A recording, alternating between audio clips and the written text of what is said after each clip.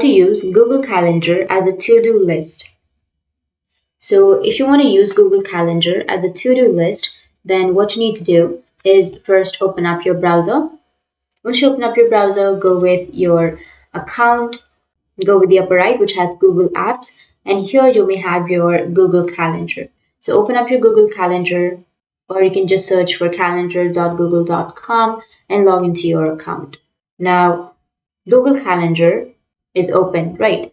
So this is where you can create your everyday and work task, add your to-do list, and then complete your task, move your task from one day to another, or create meetings and more.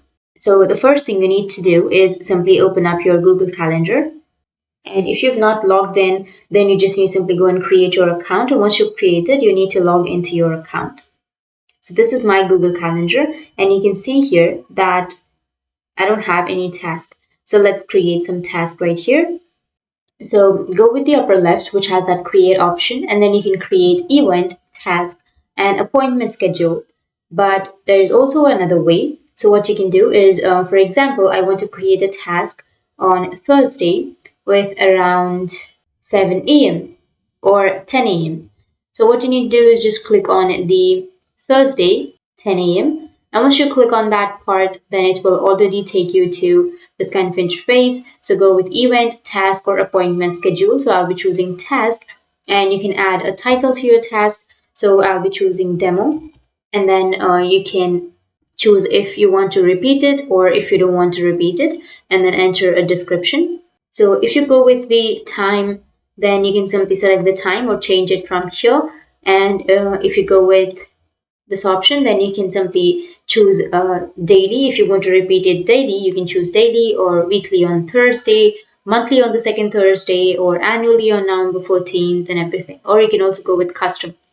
And under description, I'll be just entering something as text, and you can go with my task and go with save. And this task has been created. And if you click on it, then if you've completed the task, then you can go with mark as completed, and then you'll be able to complete that task, and it will just cross the task that you've completed it.